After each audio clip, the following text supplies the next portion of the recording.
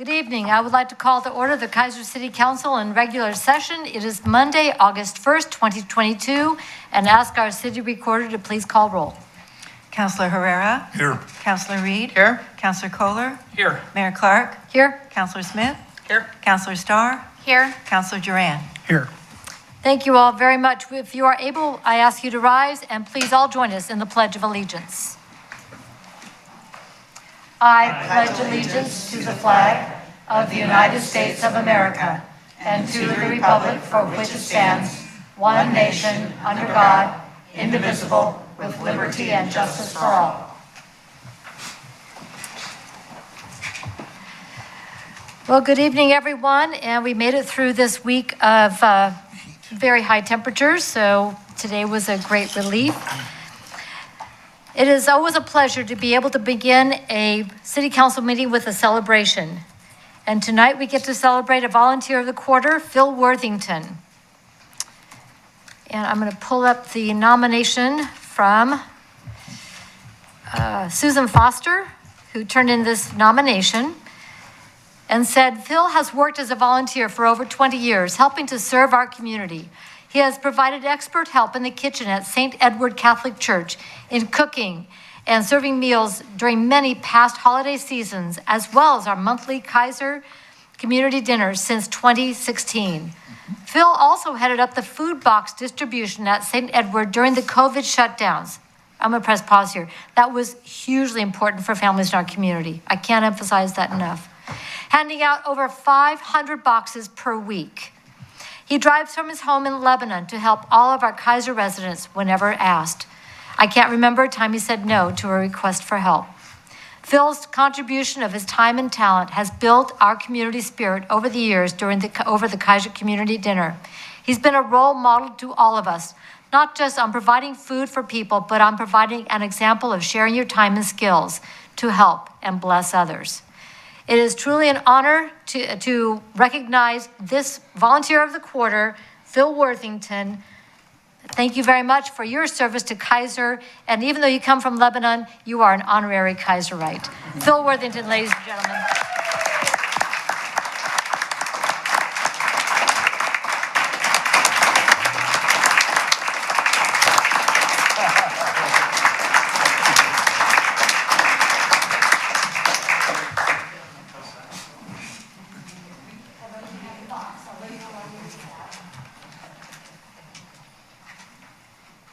Thank you so much for your service to people of Keizer and our community, and it is a small token of our appreciation that the time you spent is well spent.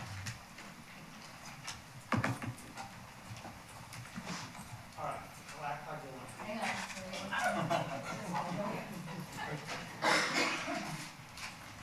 He called me and asked me if this is a joke. Would you like to share a little bit about your work? Sure. If you want to come up to the microphone here so the people at home can hear you. Okay. At home? Yeah, so if you talk people there, then the people on the television can hear you. Television. Oh, good. So, am I addressing people behind me also? Okay. Yeah, just go talk this way and then I'll be able to hear you. Okay, sounds great. Yeah, thank you. So, my name was Phil Worthington. The whole story really began when I came to Oregon to start my career as a restaurant manager. I left California as a Sambo's manager and came to Oregon to manage Caro's. And that used to be on Commercial Street for people who don't remember. We had two at that time, one on Lancaster and one in Commercial Street.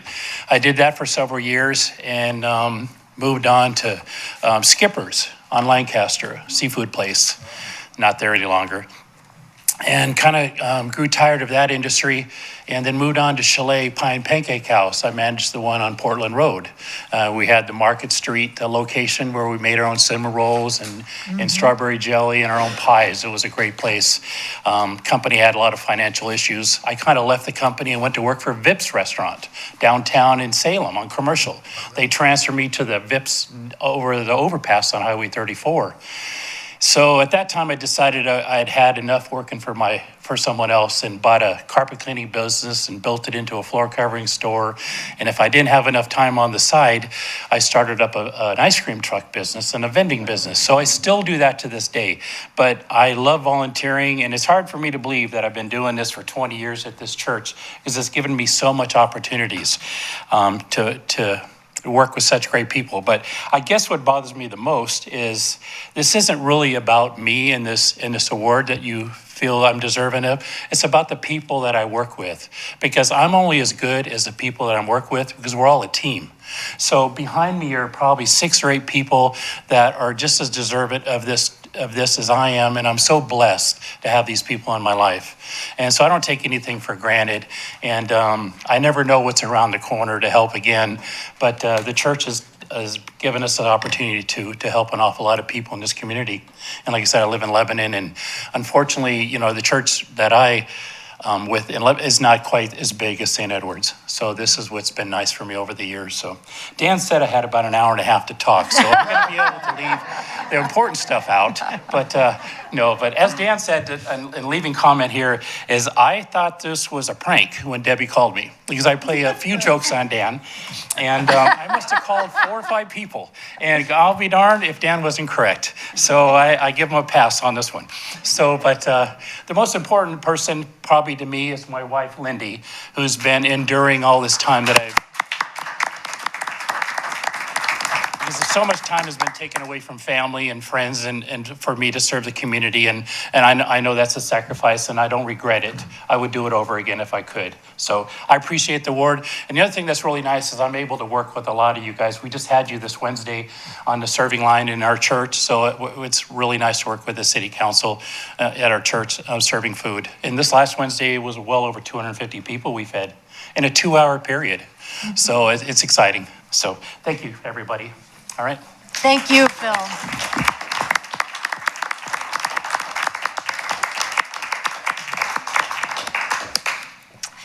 Well, volunteering definitely is a family affair, and definitely want to thank both your wife and family, but also your church family that has been able to serve together and make the Keizer Community Dinner something that made it through COVID, served people in a very meaningful way during that time period, and has really been instrumental in helping bring the people together over food and conversation and just build community. Thank you again. Ladies and gentlemen, Phil Worthington.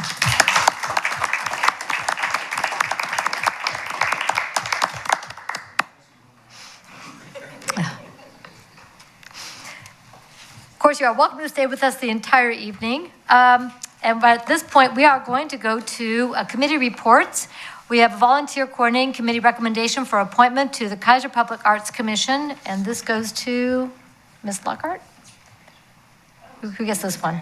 Oh, to Mr. Wood? Who wrote the report? Okay. Mr. Brown? Okay. I have to go to the right page.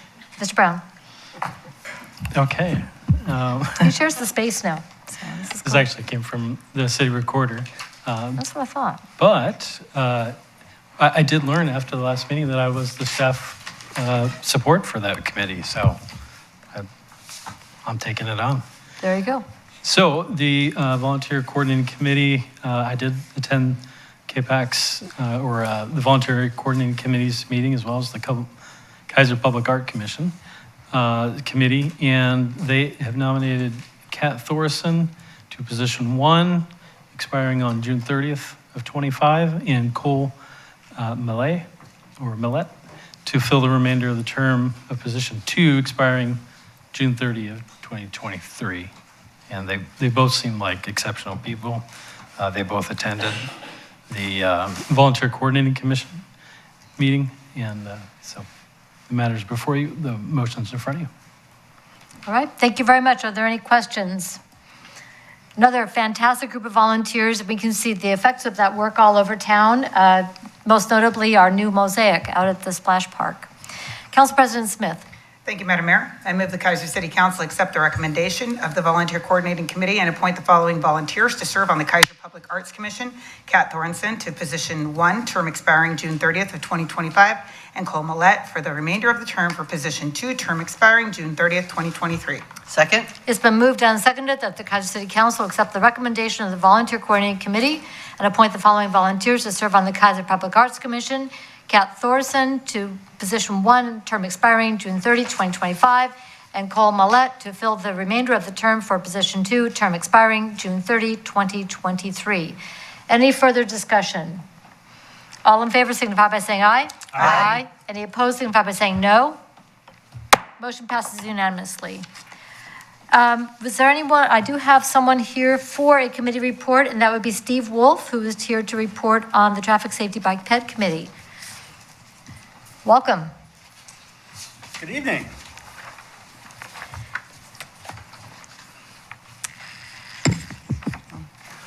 Mayor Clark, members of the commission, my name is Steve Wolf, and I am here to report on behalf of the Traffic Safety, Bikeways, and Pedestrian Committee, mostly on matters arising from our most recent meeting. I have 3 items to briefly report on and 1 request recommendation to make to the council. The first item is something that you've heard about before, and I think I'm just here to reiterate and reinforce a message. Members of the West Keizer Neighborhood Association remain keenly interested in traffic calming measures to be taken at Cummings near Shoreline and Dearborn.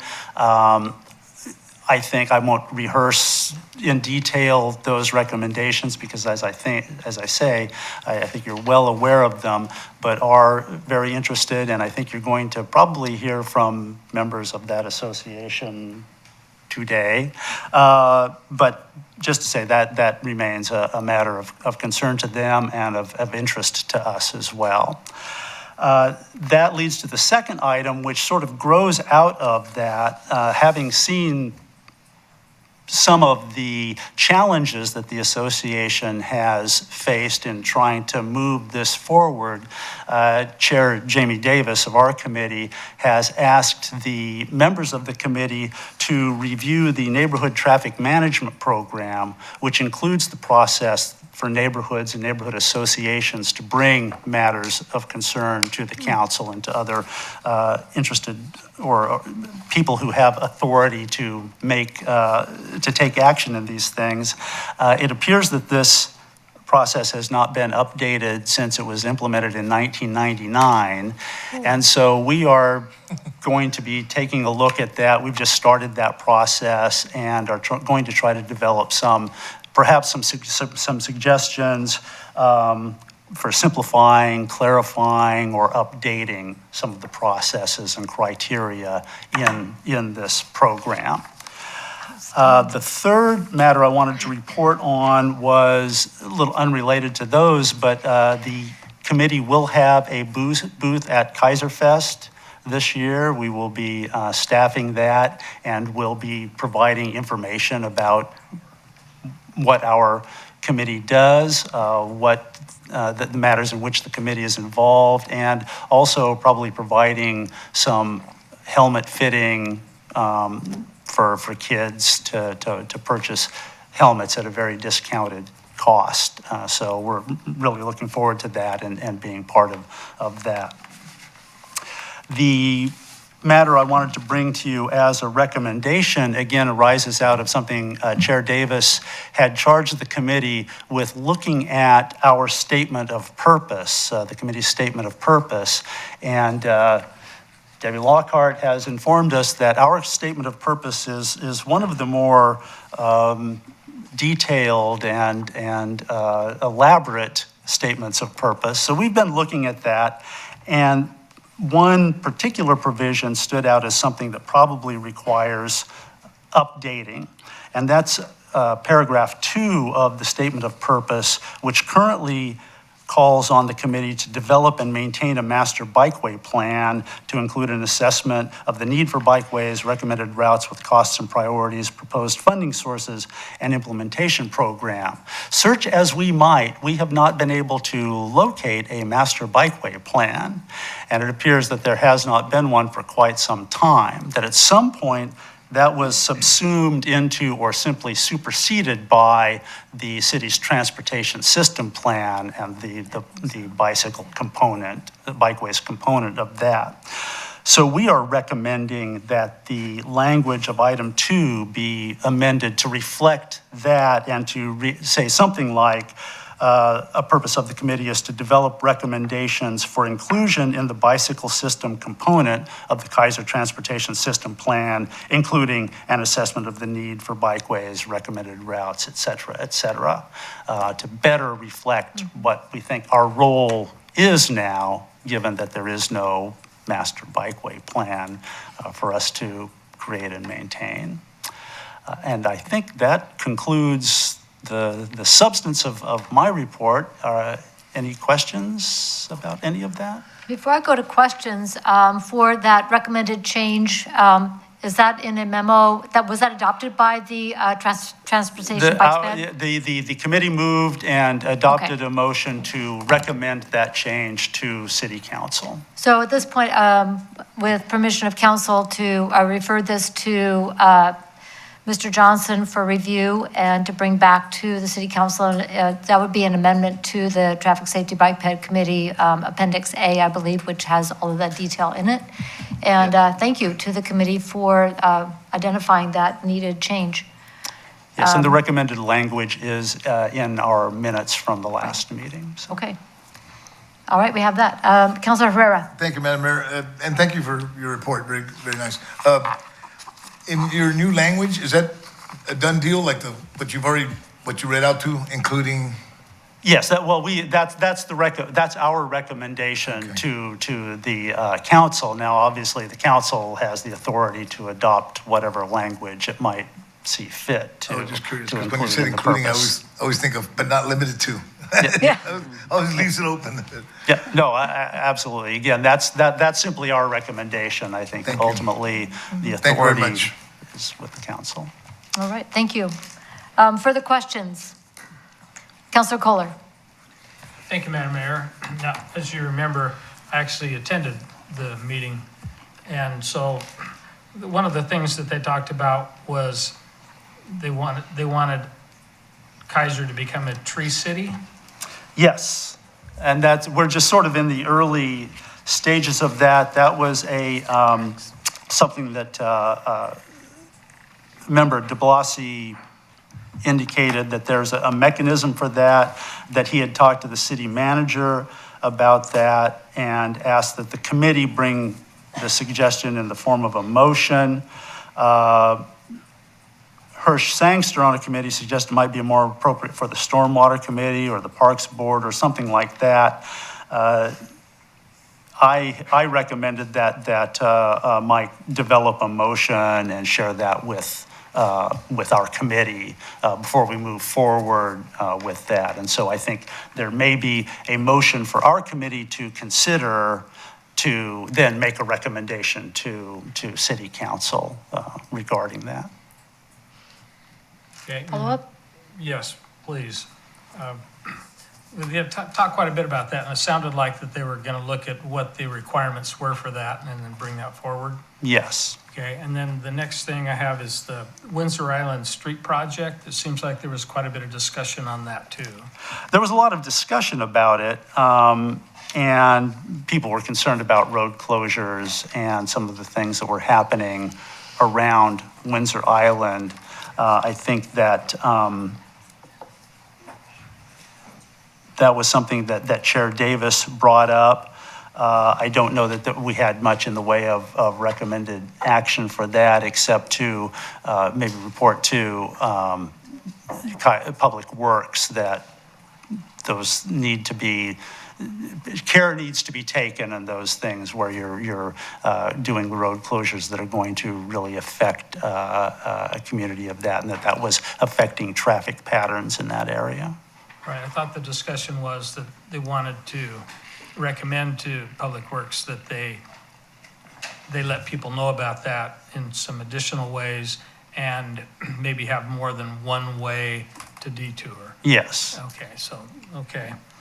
And, well, that's all I'll just ask you about right now, and we'll talk about some other things later.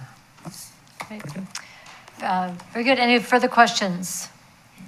And Thank one you thing for coming. one thing I've been doing is making sure, because of the packets for SCATS, which is the Salem Keizer Area Transportation Study, our local metropolitan planning organization, of which I'm chair, and the Mid-Willamette Valley Area Commission on Transportation, which is our three-county area commission, of which I'm vice chair. I've been making sure that those packets get forwarded to the committee members, and comments are welcome.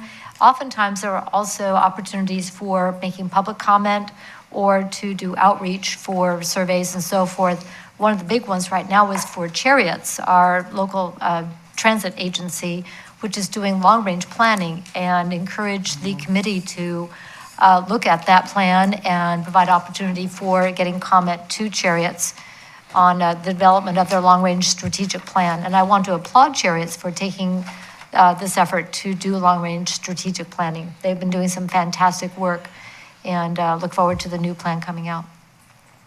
Very good. Yes, and we appreciate that those have been coming. Deb has been making sure that we get them, and I think those will be subjects of conversation in future meetings. I'll certainly pass along the information about the Chariots plan and the need for input on that. All right, great. Thank you very much. Thank you. All right, thank you. That is the only person I have from a committee present tonight to make a report. Did I miss anybody? All right. They will go then to public comment. This time is provided for citizens to address the council on any matters other than those on the agenda scheduled for public hearing. We have two public hearings scheduled this evening. Item 7A, which is resolution exemption of migration, hosting, and maintenance of records from competitive bidding and entering into contract with First Due Professional Services. And item 7B, which is resolution forming the Orchard Street Partition Street Lighting Local Improvement District and associated ordinance. So if you're here for one of those, stay tuned. Other than that, we will go to public testimony. For the record, I would like to enter in two written comments. One is from Irma Garrison, Keizer resident, topic Keizer Public Library, and from Stephanie Burkhart, residents not listed, police activity at Skate Park on July 20th. And I believe on the second one, there has already been a response to Ms. Burkhart regarding the activity at the park, at the skate park at that time. So with that, I will go to public testimony, and I will start off with Rhonda Rich, who's here from West Keizer Neighborhood Association to talk about library and soccer fields. Good to see you. Good evening, Mayor, Council, and staff members. My name's Rhonda Rich, and I'm president of the West Keizer Neighborhood Association. And I came tonight to go over a few things. Firstly, the library. We're so excited that you've revisited that. And the West Keizer neighborhood does support a public library. We had a board meeting last week. We had BJ and John Goodyear at our meeting, and they kind of went over some more things, got us more excited about it.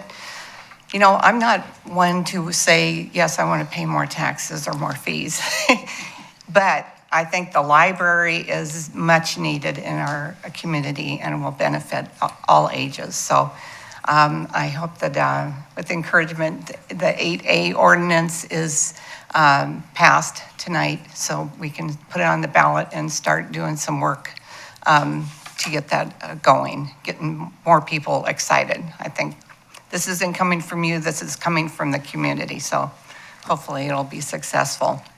The second thing is the Keizer Rapids Park turf fields. Myself and Carolyn Holman, who's secretary of the Neighborhood Association, were invited to, I guess you call it a work group, City Manager Brown, a couple weeks ago, and that was very interesting. We learned a lot of stuff about the different sports that are going to go out there, and we were able to share our concerns too in the neighborhood. We're excited that this is going to be a community activity, and the kids need these soccer fields, but we are a neighborhood next to the fields, and so I think City Manager Brown and Bill Lawyer recognize that, and probably our main concern is the parking. So we expressed that noise. I don't know how that's kind of something they might have to live with, and the lighting. So those were our three main concerns. So we look forward to working with that work group, and thank you for inviting us to that. As far as, I'll just touch on that the neighborhood traffic management program. We have applied to that, and Bill Lawyer will be able to tell you more about it, but our understanding is there's one study on Dearborn and 3 studies were going to be on Cummings, and I think they're finishing up the 3rd study on Cummings for, traffic numbers and speeds and whatnot. So we haven't heard back to see where, what they're going to recommend. We just go to the meetings and ask for an update, and we're glad that they're working on that, and feel confident that something will be done to slow traffic down in the neighborhood. So lots going on. It's great to have a neighborhood association speaking for the members, and glad to be here. So thank you all. Thank you. When is the first meeting to kick off in the fall? Yes, it's the first Thursday in September. Okay. And BJ will be there talking about the library. Okay. And I think we might be the first neighborhood association that she's going to, because she's going to be making her rounds. She's going to be doing a lot of talking, I think. Y'all are going to be very busy. Yes. Yeah, and we're going to, be there, helping out. She said at the end of summer, she'll give us more information so we can, start spreading the information and hopefully in a positive light. So. The other question I had was actually for Mr. Brown and probably Mr. Lawyer, who's not here tonight, if we have a timeline on that, the neighborhood traffic studies. I know it's construction season, so that might be a fall thing. I'll have to follow up with him about the neighborhood traffic studies. All right, I can thank get you. back to you. Okay, Okay. so we'll find out. All right, Okay. thank you very much. Thank you for Any all other your work. questions? We're good. All right, thank Okay. you, Rhonda. Thank you. Next up, I have Michael and Cindy, is it Wengel or Wenger? Okay. And topic is graffiti. And so if you would just state your name and your city of residence for the record, and you have 5 minutes to share your thoughts with us.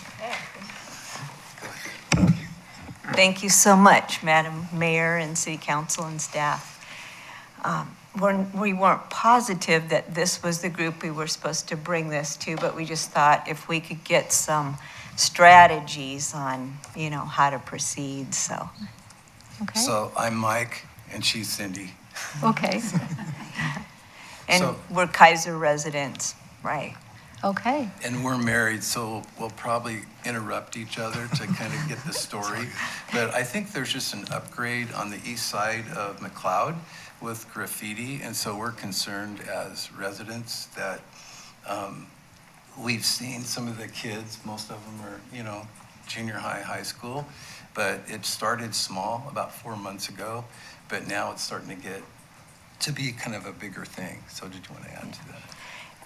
So some people are trying to paint over, on their mailboxes like us, and then some of it is on fences, a lot underneath the walkway to go to Keizer Station. And I think the city has painted it, once or twice already. So it kind of tends to look worse and worse as time goes, so. Yeah. And we know that Keizer, it's a great place to be. We moved here, 4.5 years ago? And so we're new, but it's been a great experience and we respect what you're doing here. We just have seen kind of an upgrade or downgrade, whatever.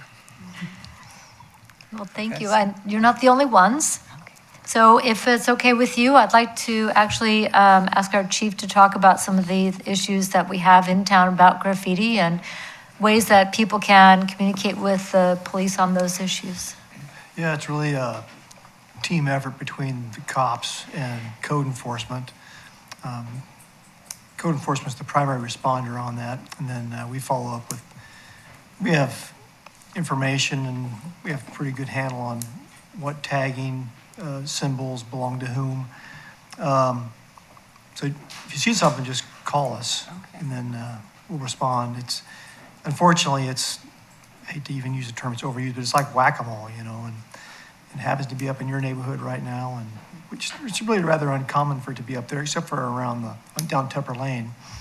But it crops up all over, especially on signs and utility boxes and of course fences.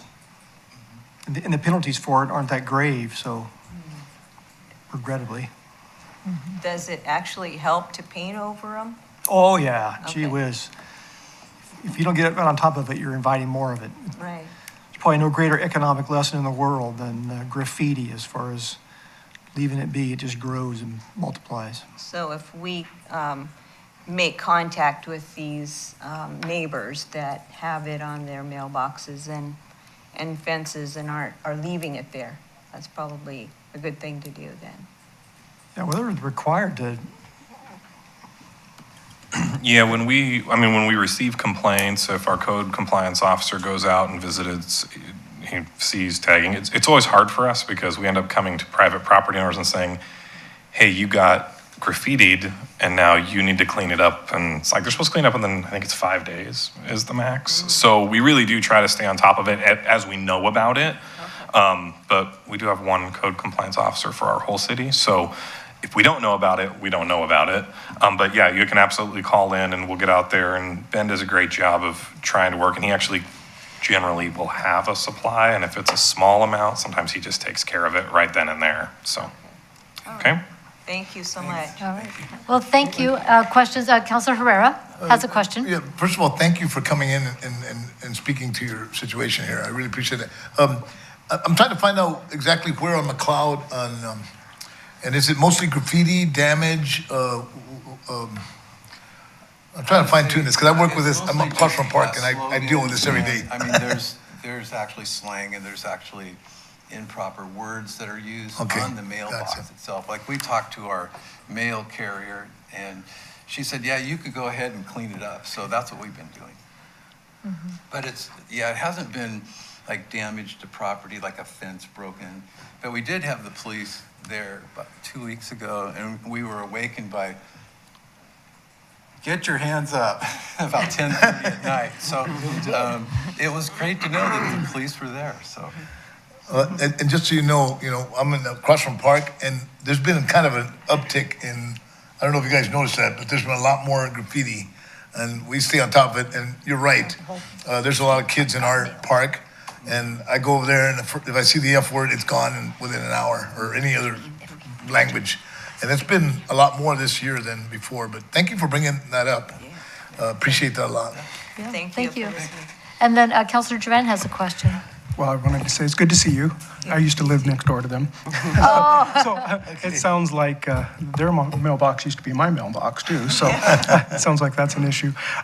It's good to have you come tell us about these things because we, staying on top of this is good. Back 2 years ago when I lived there, there wasn't such an issue. Under the underpass there we'd have graffiti occasionally, but it wasn't a big issue there. So hopefully they can get it taken care of and keep that nice neighborhood nice because it is a nice, quiet neighborhood, or it has been. So like I said, it's good to see you. You too. Thank you. Well, thank you so much for coming. Thank you.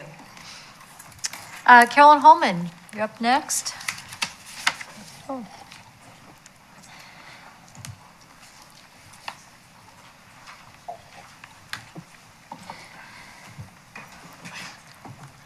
Carolyn Homan. I'm Secretary of West Keizer Neighborhood Association, resident of Keizer. I just brought tonight copies of the latest West Keizer Neighborhood newsletter. We have have a little update on sort of the on-again, off-again library issue and the community food bank and the turf fields, trying to keep neighborhoods up to date on what's going on. Carol Phipps, Rob Witters, and I sort of get together to plan these, and then Rob is our layout artist, and I think he does a great job. Rob, who has a day job and is going to school, so we appreciate his efforts for sure. So anyway, I'll pass those out, and hope you all enjoy it. So, and they're on your website, and then we can link them? It will be if it's not. We just got these today. Ooh, so it hot will off the be. press. Yeah, so it will be, definitely. Fantastic. Okay, we'll get those shared out on social media as well. Thank you so much. And yes, your team does an amazing job with that newsletter. Thank you. All right, latest and greatest. That's all I have signed up for public testimony this evening. Is there anyone else who would like to address the council? Okay, we are going to go on then to our public hearings. I'd like to open a public hearing on item 7A, a resolution exemption of migration, hosting, and maintenance of records from competitive bidding and entering into contract with First Due Professional Services, LLC. City Manager. Mr. Johnson will carry these items. Thank you, Adam, Madam Mayor, and Council. The city has a service that stores electronically our ordinances and resolution and some other documents. It is called, interestingly enough, Kentucky Underground. And we've had it for several years. It's very economical. It is what I would call an unbundled service. In other words, it doesn't provide a lot of different things like some fancy websites do, but it's very reasonable in price.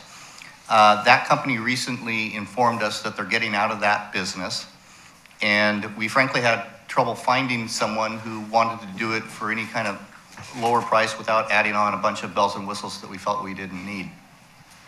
They informed us that the individual who was working on this had actually formed his own company and was familiar with the programs that are necessary, and his company is the First Due Professional Services, LLC. Since we were unable to find any others, this is not really what's called a sole source. There may be others, but it is an appropriate exemption from the rules, given the fact that we are not able to locate another one.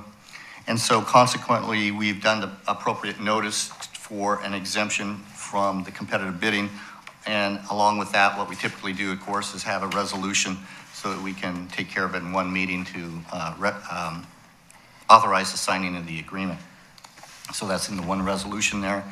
The recommendation is to open the public hearing and take any questions, and if you have no questions, to close the hearing and adopt the attached resolution, which exempts the service from competitive bidding and authorizes the contract to be entered into. And I would be happy to answer any questions. All right, thank you very much. Any questions? Looking, no questions. Okay, I don't have anybody signed up to testify under this public hearing. Is there anyone present who would like to speak to this issue? Nobody's rushing to come on up. Okay. Any further comments or questions from City Council? Hearing none, public hearing is now closed. Council President Smith. Thank you, Madam Mayor. I move the Keizer City Council adopt Resolution R 2022, exemption of migration, hosting, and maintenance of records for competitive bidding, from competitive bidding, and entering into contract with First Due Professional Services, LLC. Second. It's been moved and seconded that the Keizer City Council adopt Resolution R 2022, exemption of migration, hosting, and maintenance of records from competitive bidding and entering into contract with First Due Professional Services, LLC. Any further discussion? All in favor signify by saying aye. Aye. Opposed signify by saying no. Motion passes unanimously. Let's go on then to item 7B, and I'm going to open public hearing for resolution forming Orchard Street Partition Street Lighting Local Improvement District and the accompanying ordinance. spreading assessments to Orchard Street Partition Street Lighting Local Improvement District. Mr. Johnson. I believe, sorry, Did I go too fast? I'm not on this, but I'd be glad to give the report. Oh, this is a standard street lighting district, and we do that in 2 or 3 steps. This is the final step. The Orchard Street Partition Street Lighting District had the engineer's report's been approved, notice has been sent, and now is the time to, if there are no questions, and to have the public hearing, close the public hearing, and adopt 2 motions. One is the resolution that actually forms the district, and then 2 is the ordinance, because we do it by ordinance, you're assessing people, to adopt the ordinance that actually spreads those assessments to the lots. So that is the process that we use for street lighting districts. So I'd be happy to answer any questions on that. Thank you very much. Are there any questions? And I have one. This is for a 3-lot subdivision. Is there any way to combine this into a neighboring one or the adjoining street lighting district that is already in that area? Because I think Orchard Street is already served by street lights. Mr. Wood? The quick answer is there's not really an easy way. It would require a vote of the people in the adjoining district. So to the extent that we could get their neighbors to say, hey, we want to add these additional lights onto our assessment, that could work in their favor. It could work against them, depending on what that does to the average assessment for that area. So unfortunately, it's not a simple, easy fix, and it's not something that we as the city have control over. It would require getting approval from the property owners. I know, I keep asking this question. I'm trying to find a way to simplify this someday, and eventually I'll make it through that windmill. All right, any other questions? All right, I don't have anybody signed up for this public hearing. Is there anyone here tonight who would like to address the City Council on this issue for the street lighting district? Seeing none, anything further from City Council? The public hearing is now closed. Council President Smith. Thank you, Madam Mayor. I move the Keizer City Council adopt Resolution R 2022, forming Orchard Street Partition Street Lighting Local Improvement District. Second. It's been moved and seconded that the Keizer City Council adopt Resolution R 2022, forming Orchard Street Partition Street Lighting Local Improvement District. Any further discussion? All in favor signify by saying aye. Aye. Opposed signify by saying no. Motion passes unanimously. Council President Smith. Thank you, Madam Mayor. I move that the Keizer City Council adopt a bill for an ordinance spreading assessments to Orchard Street Partition Street Lighting Local Improvement District. Second. It's been moved and seconded that the Keizer City Council adopt a bill for an ordinance spreading assessments to Orchard Street Partition Street Lighting Local Improvement District. Any discussion? All in favor signify by saying aye. Aye. Opposed signify by saying no. Motion passes unanimously. And that concludes our public hearings for this evening. That will take us now to item 8A under administrative action, which is an ordinance establishing a library service fee and a resolution placing on the ballot the question of establishing a library services fee and authorizing filing of explanatory statement relating to the library services fee.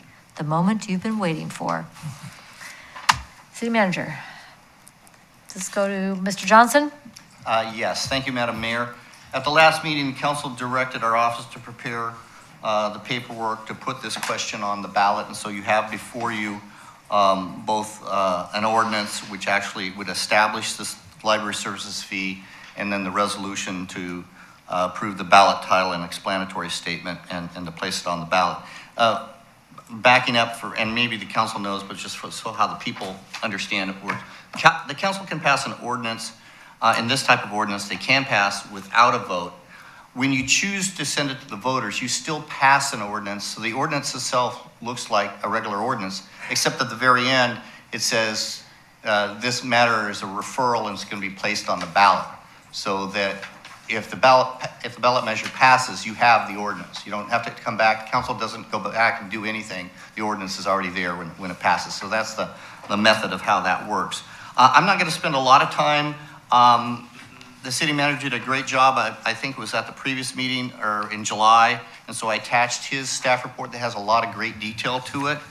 I went ahead and I met with the city manager and a finance director on some details. The ballot measure has, the ordinance, which would be turned into a ballot measure, puts an initial cost of $250 per unit on residential and non-residential units. I used the parks fee ordinance as a model. I had to make a fair number of modifications to it, of course. And one of the questions that had come up, I believe, at the last meeting is, well, how exactly does this work in terms of future increases on a cap or percentage? And after discussing it with Mr. Wood and Mr. Brown, the feeling was that some type of, I call it an escalator clause, or some sort of percentage increase on an annual basis be put into effect. And that's totally up to you on how you want that to read. After discussing it with the three of us, we felt that a 10% maximum per year would be sufficient, feeling that it's very likely that most years it would be a minimal amount and quite a bit less than that. But if you had a bad year with big expenses, you would have that cushion to be able to increase the fee up to 10%. And then I also placed in there, which is not specific in the parks and police fees, but it's sort of unspoken, that it requires a public hearing prior to any fee increase or decrease. You would be required to have a public hearing. So I placed that in there also. So the recommendation is to go over this and discuss the matter and decide how you want to approach it. I list some alternatives there in the staff report. You can adopt it as is. That would be a $2.50 per month per unit fee that's dedicated, and I'll point that out for the audience. The fee is dedicated and has to be used only for library services. And then annual increases be limited to 10%. Another option is to remove any percentage limit at all, which would be then open-ended for council as far as how the increases could work. It could be more than that. Or you could amend it to impose some sort of flat dollar cap like we did on parks fees. As you can see in my staff report, I did not recommend that. I think that puts an overall burden later on how that would work if you reach that point. A percentage annually, I think, is a better method. You can amend the ordinance to increase or decrease the 10% limit if you want to choose to do that. That's another alternative. Or, of course, you have the no action. Obviously, if you don't pass anything, we wouldn't be able to put it on the ballot. I would note that if the ordinance does not pass unanimously at this meeting, the time frame, I don't want to say it's impossible, but the time frame becomes extremely difficult for us to work in case something might go wrong to get it on this ballot. So my preference is, unless somebody has a strong objection, that you try to pass that unanimously. And I will point out something I have pointed out to other councilors, and it's totally up to you. Jerry McGee sometimes was on the losing end of votes. He started what I call the Jerry McGee rule and would occasionally say, I want to express my displeasure with this, but because it looks like I'm on the losing end and it's important to pass, I will pass that, and so it would be unanimous. You obviously do not have to do that, but I will point that out as an option. Let's see if there's any other remaining matters. I think that's about it. I guess the other remark that's always awkward to do, we are on a tight time frame. The language in there, you could try to tweak it, but that'd be difficult to do. My preference is, unless you have real objections, that we don't get into wordsmithing this tonight. So with that, I'd be happy to answer any questions. In other words, hopefully everybody really spent the time with this document as this council does. And I will say, Madam Mayor, just so council understands, I have no difficulty or pride of authorship, and I have no problem with council or staff wordsmithing documents. But my preference is, when we do wordsmith a document, we come back for another meeting. We don't adopt it on the fly, writing in the margins, especially on a matter this important. So that's the reason for it. I do welcome any questions or comments or changes. Just, we do have that tight time frame, that's all. Cautionary tale noted. All right. So what I'd like to do is, and I see Councilor Reed has her hand up, is kind of go down the line if people have comments, questions on the ordinance, because that's the first item of business, then we'll circle back on the resolution, which would be the enabling resolution to go to the ballot. So this conversation, if we could focus on the ordinance first, that would be how I would like to keep this organized. Councilor Herrera, can I start with you if you have any comments or questions on what your observations on this? I'm gonna, yeah, I do have some thoughts on that, but I'm gonna wait till, see what everybody's feelings are, because everybody knows where I stand on this thing. I wanna go in the ballot, I want to go in the ballot, and I want. Right. But as far as the limits and the 10%, I'm fine with parameters. I'm fine with that, but I do want it to go to ballot. That's kind of important. That's how I feel. So I want the voters, now that we've gone this far and we've come, I want to make sure that we get there. That's pretty much my thoughts on that. All right, thank you. Councilor Reed? Thank you, Madam Mayor. I have a question about the presentation of the text. Do we have any kind of option to bold or underline words such as no more than, or or could not be increased more than 10%? Do we have that option in putting this on the ballot, just the bold and underline pieces? Hang on just a moment. You're talking about the voters pamphlet, if we can put emphasis, things in there, we can bold. We can't bold there unless it's bolded in the ordinance. I mean, they are so picky on ballot titles that I hesitate writing anything that's almost not verbatim out of the ordinance. If you wanted to put it underlined in the ordinance, then I could underline it in the other documents. Okay, so bold and underline, because it just seems to me that from a campaign and clarity issue, frankly, initial amount of no more than $250 per month, to me, needs to kind of jump out that the fact that, okay, no more than $250, we have documentation here in the packet of the services that $1 or $2 or other levels could get us, but that at least gives us the approval from the voters of no more than $250, and then the could not be increased more than 10%. To me, seems to need to stand out, because otherwise people just see the $250 or 10%, and that's kind of where that argument lives or dies. So that's my thought. And I don't know how important that even is, but just from a presentation perspective, that's something that I would kind of like to see.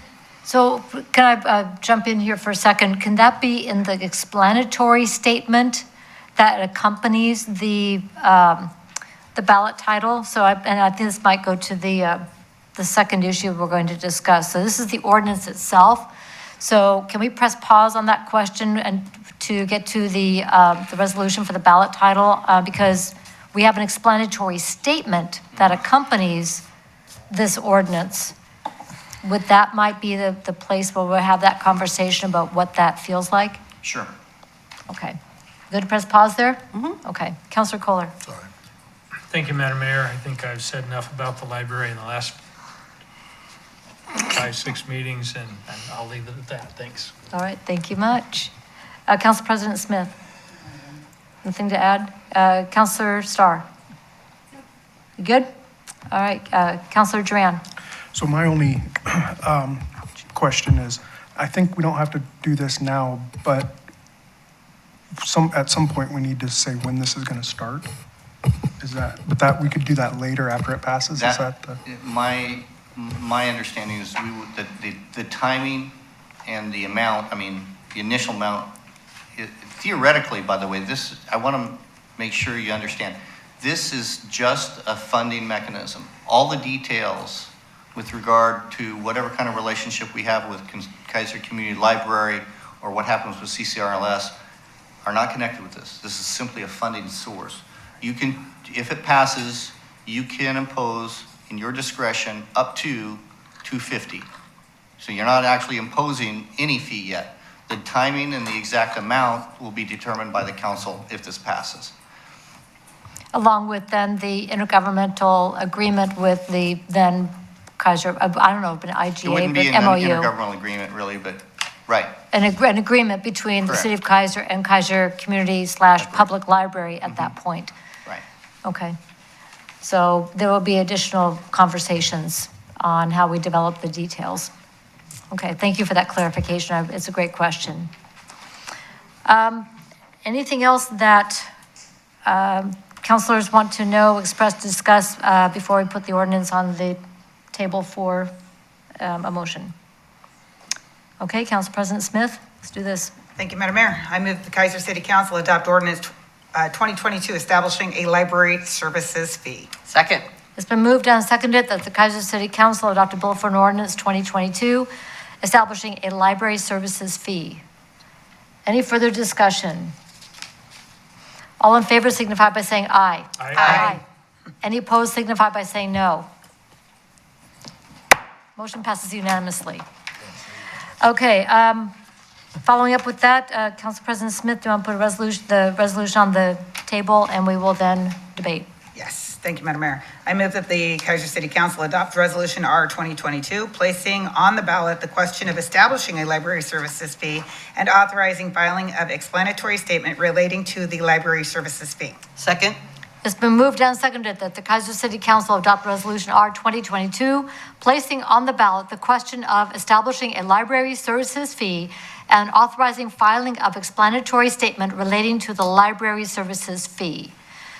This is where that comment about what that looks like for the explanatory statement. And Mr. Johnson, can you explain the development of the explanatory statement?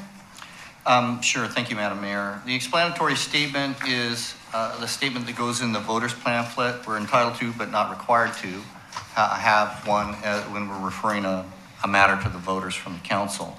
The rules on that are fairly strict. It has to be a pretty neutral statement.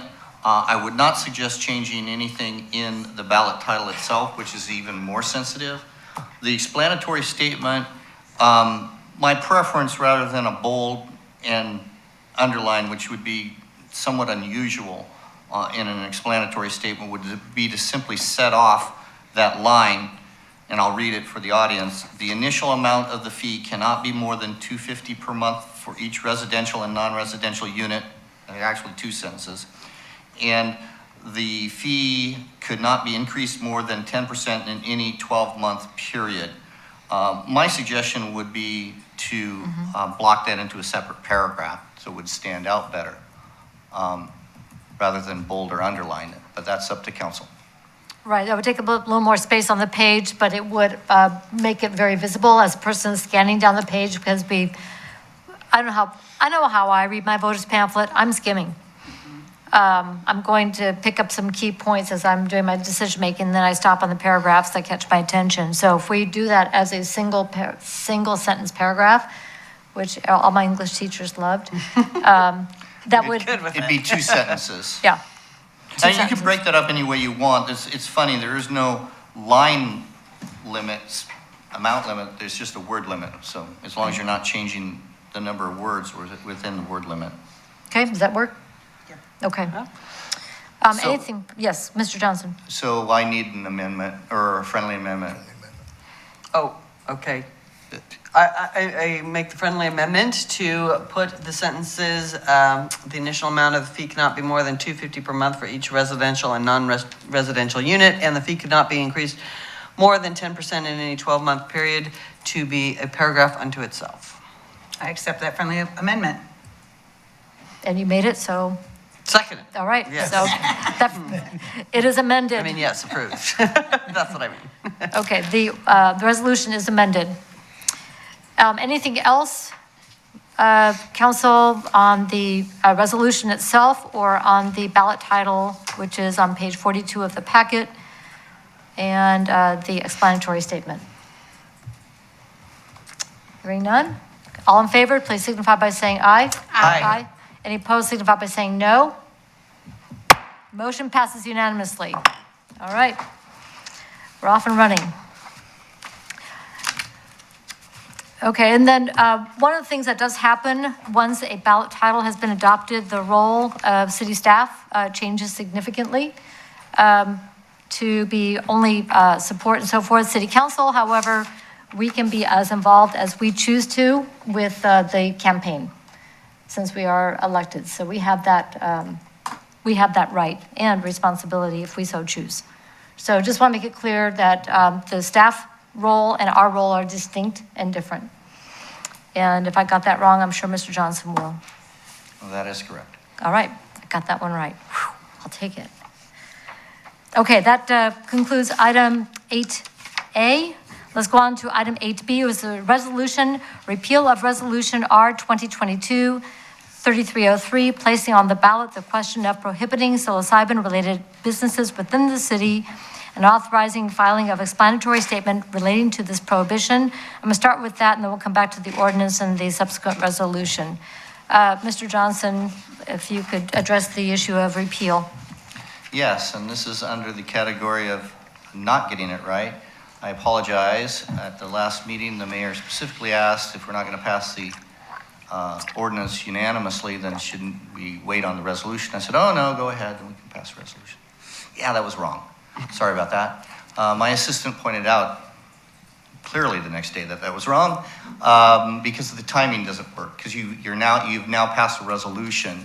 I felt, well, if the wording's not going to change, it doesn't make a difference, but the resolution references an ordinance that didn't pass, if you will, date-wise. And so, unfortunately, I have a little resolution for you to pass as a preliminary matter, which repeals the resolution, because you couldn't adopt it in that order. And again, my apologies on that. And then after that are the other ordinances that I can explain after you do that. All right, so we'll take care of the first item first. Council President Smith.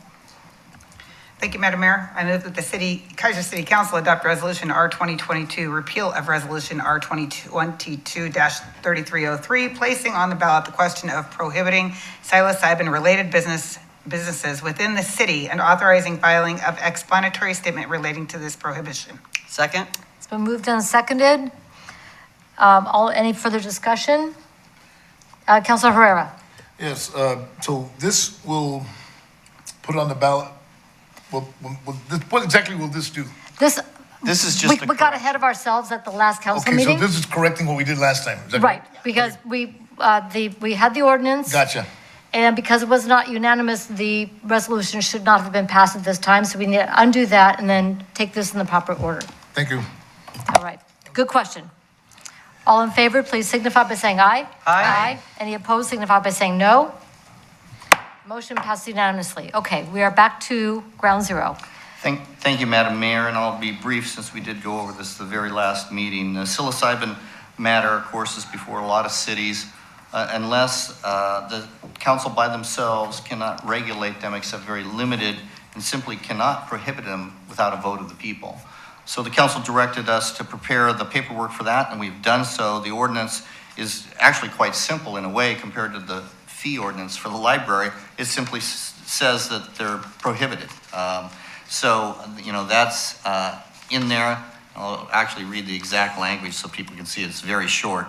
The establishment of psilocybin product manufacturers under ORS 475A.290 and psilocybin service centers licensed under ORS 475A.305 is prohibited in the city of Keizer. It's one line. To do that, though, again, it has to be on the ballot. The council doesn't have the authority under the state statute to do it without a ballot. And so this matter places it on the ballot. And again, similar to what we did this last agenda item with libraries, the ordinance is actually the legal part that you adopt, but then refer to the voters, and then the resolution is the actual ballot title and explanatory statement. So both of those need to be passed, and I think I put some alternatives there.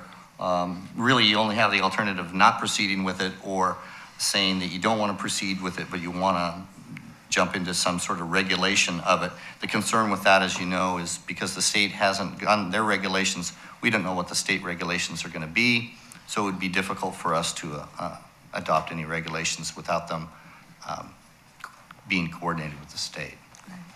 So I'd be happy to answer any questions on that. All right, thank you very much. So hopefully that clarifies kind of where we're at. So we'll be taking them in the order of first the ordinance, and if that should pass on the second reading, then we will go to the resolution. Any comments or questions? Councilor Herrera. Thank you, Madam Mayor. You know, I have been looking into this a little more as far as with the Oregon Health Authority. They, when 109 passed, it passed by ballot measure 109, it passed like 56%.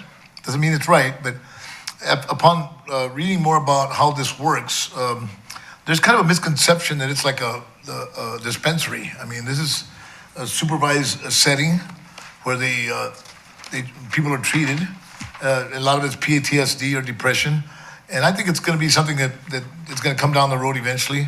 I'm going to do the Jerry McGee thing on this because I don't, but I did think that we don't know enough about it. And I like somebody, one of the things I read is just taking somebody's medicine, like their insulin or something, and folks have to travel to it. And I don't see myself, I think we need more information on how it works, but it's not nothing like pick up a product and you just go, and that's where it's supervised setting where you get your therapy, and that's where it's administered or whatever. But yeah, so I just wanted to let you know that I will do the Jeremy McGee thing on that. So, but that's how I feel about that after looking at it. Thank you very much. Thank you very much, Councilor Herrera. Anyone else? Councilor Starr?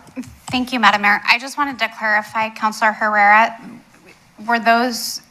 are you saying that it passed in the 5 precincts because here in Keizer? Because that's not the information. I'm very well aware of that. But I'm clarifying. You're not saying it passed within the 5 precincts here in the city of Keizer. I wasn't talking about 5 precincts. I'm talking about the ballot measure in general. In general. Yeah. But in Keizer, it did not pass. I know. Okay. It was I think 4 points defeated. Mm-hmm. Yeah, I'm aware of that. Thank you very much. And also, I've been talking with some of the other city councilors from other cities who are also wrestling with this issue. And one of the things that was brought up during our conversation at the last meeting was that this doesn't mean we can never revisit it. Once the rules are established, once the data begins to come in, this is something that the people of Keizer can come to city council and say, okay, now that this is underway and this looks like it's a proven therapeutic and so forth, and this is how it works, we can have that conversation. This does not preclude that. But because of the time frame we've been given to make a decision before the rules are even out there, it really puts us between a rock, a hard place, and a cliff. And I really applaud the city council for having a very considered conversation about this and knowing that the door is not shut forever, but right now we are being put in a place where we have to make a decision on a very short timeline without all the information. I agree with you, Councilor Herrera. We don't know enough yet, and I'm looking forward to that data coming out. Yes, Councilor Reed. Thank you, Madam Mayor. Yeah, for me, this is more of an administrative question than any kind of question on if this is a valid therapy or not. This is, for me, it's administrative. And so and just to agree with what you said, until we figure out a lot of this, we should maintain whatever control that we have. And so that is why I'm in support of this. I think there is definitely a lot to it, and it is a very interesting therapy that has lots of potential, and but that's not what we're voting on right now, as far as I'm concerned. That's not where my vote is being based. Thank you very much. Let's go ahead and put a motion on the table. And I just want to follow up on one comment. Yes. Thank you, Madam Mayor. This is actually also on the Marion County Board of Commissioners meeting Wednesday to consider a similar ordinance. So this isn't, I think that the overall thing, and I 100% agree with Councilor Reed, it's an administrative thing because we've had so many things in the last few years where the state got in front of us. And I just want to be able, it's the coordination with the state issue and such. We seem to be running into a few of those things. And anytime that we're giving away our power to not make our own rules is a concern for me. I don't like being overregulated by state mandates, and I appreciate your follow-up on that as well, that there could be an opportunity down the line if it determines that this is something important, because I'm all about helping anybody who has these kind of situations. And I agree with Councilor Herrera, this isn't like a a weed shop or something. That is a totally different thing. So I just wanted to clarify that. There was a couple emails that had come in, basically referencing me. And so I wanted to make that very clear that it's not a joke, but it is something that is administrative at this point, and we have to be responsible to the citizens of Keizer first. Thank you. Thank you. And with that, Let's go ahead and put a motion on the table, and we can have further conversation if we so choose. I move that the Keizer City Council adopt ordinance 2022 declaring a ban on psilocybin service centers and the manufacture of psilocybin products. Second, but I want you to say that 5 more times fast. That was a little tough. Okay. It's been moved and seconded that the Keizer City Council adopt a bill for an ordinance 2022 declaring a ban on psilocybin service centers and the manufacture of psilocybin products. Any further discussion? All in favor signify by saying aye. Aye. Any opposed signify by saying no. Motion passes unanimously. Council President Smith? That was an aye. It was an aye. A lazy eye. On to the next one. I heard yes. Go ahead and put this resolution on the table. I move that the Keizer City Council adopt Resolution R 2022, placing on the ballot the question of prohibiting psilocybin-related businesses within the city and authorizing filing of explanatory statement relating to this prohibition. Second? It's been moved and seconded that the Keizer City Council adopt Resolution R 2022, placing on the ballot the question of prohibiting psilocybin-related businesses within the city and authorizing filing of explanatory statement relating to this prohibition. And for folks who are following along, the language is included in the packet, so I would encourage folks, as on the previous item, to look at that information, and it's on page 55 of the online packet for the ballot title and page 56 for the explanatory statement. Was there any comments or discussion on either of those items or the resolution itself? All in favor signify by saying aye. Aye. Any opposed signify by saying no. Motion passes unanimously. All right, we're going to be busy with the ballot this fall. Let's go on to item 8C, which is resolution adopting policy for the display of flags at city facilities. City Manager. Madam Mayor and Council, the city attorney is getting to have all the fun tonight. Okay. Mr. Johnson will be covering Thank the flag policy. you, Mr. Brown, and I'll ask Adam to join in. He was at this meeting, at a recent meeting of the Community Diversity and Engagement Committee. They recommended to council that you look at adopting a policy that would allow flying of ceremonial type flags on the flagpoles. And this issue had come up with regard to the pride flag, but it also could apply to a lot of other flags. And the issue and the concern last year was a very real concern that opening that up means that we would be unable perhaps to decline something that would be quite some sort of offensive display. When we got deeper into it in some more recent cases, it would appear that there is a carve out if you do it correctly. And so I explained that to the committee and did a brief memo, and Mr. Brown and I both attended that meeting. Mr. Wood was there too. And the long and the short of it is there is such a thing as government speech. So we control what's on the reader board. We don't have an open policy that says, submit your requests and we'll consider them. If it comes from the council, in other words, you folks come, it's not an application. If someone wants to do something, they can't make an application. There's no form, there's no letter to submit. They would have to have 3 counselors under this proposal to actually make the motion. And in that way, you can control as part of the city property what kind of display goes up. Boston had this case recently. Unfortunately, a city as large and you would think sophisticated as Boston didn't really have much of a policy, and up to that point had allowed any flag to be flown. And in the history of it, they had never declined one. And then someone wanted to fly a Christian flag, and they got all worried that it was separation of church and state.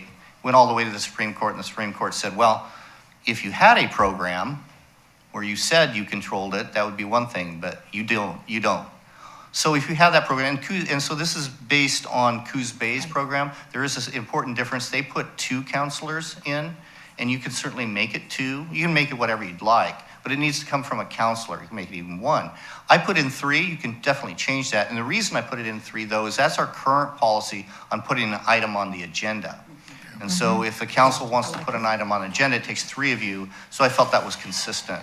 So that's the reason I put it in there that way. So the CDE voted to pass that on to council as a recommendation to council. And so they asked, what do they do next? And I said, well, if a committee has a recommendation, it's just like traffic safety, that would come via me if I get word of it. There's nothing more they need to do. I said, well, we'll put it on the agenda. And so that's why it's here. So I'd be happy to answer any questions on it. All right, thank you very much. And I know we've had a number of conversations, and I want to express my thanks to the city of Coos Bay, who posted all of their information online. They did a lot of the hard work to really craft policy that could, withstand legal scrutiny. And that takes a lot of effort. It's not just I feel like this, but they really put in the effort and then shared it. So big thanks to Coos Bay. Questions on the policy itself or the resolution before we put a motion on the table for debate? Councilor Kohler? Thank you, Madam Mayor. Do we really have much call for ceremonial flags, or is this something that we really need to do, or should we just leave the policy where it is? Now, that's a policy question for council. Well, okay, right now, what is procedure? We just don't have any flags at all, right? Oh, no, we don't. I mean, I would not allow, I should say, I would not advise the administration, the city manager, public works director, to allow a flag to be flown there unless council had approved it. That's not something that I would suggest. So, if you don't have a policy, I think that's probably what we would do, is not allow it. And a follow-up on that is why a policy and not an ordinance? Oh, this type of thing is really kind of an administrative thing. So this typically wouldn't be an ordinance. It would be a resolution to adopt a policy. And the reason is, I mean, there's a lot of reasons, but the main reason is it's not a law that applies directly to the public at large, if you will, like noise complaints or code violations, that sort of thing. So it's typically done by policy. Policies are typically resolutions. So if it's a policy, it can be changed fairly easily, where it's a resolution, it has to be, or excuse me, it's an ordinance, it takes more to change it. Correct. Okay. Well, additional question? part of my feeling here is if we're gonna do this, we should do it as an ordinance, not as a policy. And if we're not gonna do it, we just should leave it alone. Okay. Well, I think the format of it is pretty clearly something we would do by resolutions, mostly in our history. This is not something that would typically be an ordinance. An ordinance usually has a penalty, and there's a fine connected to it, sometimes not always, of course, but that would be unusual to have a policy adopted by ordinance. I don't know that there would be any prohibition if the council feels for some reason it should be in ordinance form, but. Okay. So we'll keep that question in mind. Councilor Reed? Thank you, Madam Mayor. So this has come up past several years in terms of, in the context of the LGBTQ flag. And, Councilor Herrera has always said, we need to do the right thing. Well, the other half of that is we need to do the right thing in the right way.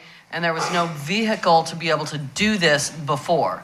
So this is an attempt to set out a policy. If somebody does want to do that, we can plan far and ahead. And because usually what happens is we find ourselves at the beginning of Pride Month, and then we kind of hem and haw, figure out, well, reasons we should, reasons we shouldn't, so forth, and then it dies, and then it's tabled until the next year. So this establishes a clear policy and procedure to be able to do this if this is something that is desired as a community. And so I feel like having this on the books is important to be able to figure out that how piece. And whether it comes up frequently or not is not as important as this is what to do when it does come up. So that's kind of how I see this, and from the perspective of how this was developed by the Community Diversity Engagement Group as well. Thank you. So right now we're talking about questions and so forth. If we want to start debating the actual resolution, then we'll need to put a motion on the table. You have a question, Councilor Starr, and then go to Councilor Duran. Thank you, Madam Mayor. Mr. Johnson, I know you use the Coos Bay policy as a framework for our proposed policy. I noticed in the Coos Bay, their policy reads that, well, maybe I just answered my own question. I just want to make sure, so only the changes to the policy require a supermajority, and what does it require here for us? So. Because I noticed. And I apologize, I don't think I brought, or did I attach, I didn't attach the Coos Bay one, did I? No, I just looked it up. And I don't know. Sorry, I might Googled have it handy in this file down here. I can tell you from memory, I changed, they had 5 5/7. We don't use that. Okay. We use 2/3, which mathematically is almost the same. I was wondering, but I just didn't know. There's a reason for that. It's a technical reason having to do with abstentions and vacancies. So the 2/3 matches up with another super priority rule. And to be clear on that, that's to pass one. So in other words, so if you want to place a flag on there, you not only need 3 people to even put it on the agenda, but you would need 5 out of 7. If all 7 of you are here, 2/3 is 5. Got it. Okay. I also kind of beefed up the first part about official sentiments being in the sole discretion of the council. That was to make it even stronger in terms of defensible. This is your deal. Okay, this is not somebody applies and then they're denied. If you apply, if there's a process for somebody to apply, even on something that's relatively discretionary, the concept is you're going to be weighing that, and you need to make an even decision. This is totally like, it's your sign out front, it's your reader board, it's your flag, so you decide. So I strengthened that a little bit. I think that's really the only differences. Thank you. Councilor Duran, did you have a question before we go to a motion? My concern is, I mean, this just puts more of a target on us for things that people are going to bring to us in the future.